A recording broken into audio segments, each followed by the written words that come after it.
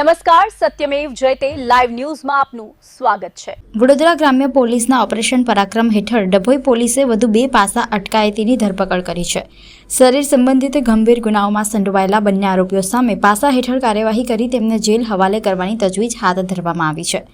વડોદરા ગ્રામ્ય પોલીસ દ્વારા જિલ્લામાં કાયદો અને વ્યવસ્થા જાળવવા તેમજ શરીર સંબંધિત ગંભીર ગુનાઓને ડામવા માટે ચલાવવામાં આવી રહેલા ઓપરેશન પરાક્રમ અંતર્ગત ડભોઈ પોલીસને વધુ એક સફળતા મળી છે।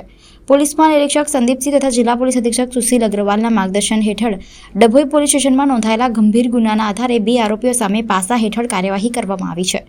જિલ્લા મેજિસ્ટ્રેટ દ્વારા પાસાની દરખાસ્ત મંજૂર થતાં પોલીસે અલગ અલગ ટીમો બનાવી હ્યુમન સોર્સ અને ટેકનિકલ સર્વેલન્સના આધારે બંને આરોપીઓને ઝડપી પાડ્યા હતા।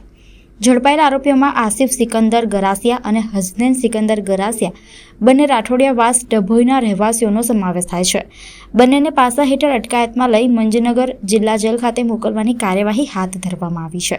ઉલ્લેખનીય છે કે આ જ કેસમાં અગાઉ પણ 7 આરોપીઓને પાસા હેઠળ અટકાયતમાં લઈ પાલારા ભુજ વિશેષ જેલ અને મંજનગર જિલ્લા જેલમાં મોકલવામાં આવ્યા હતા।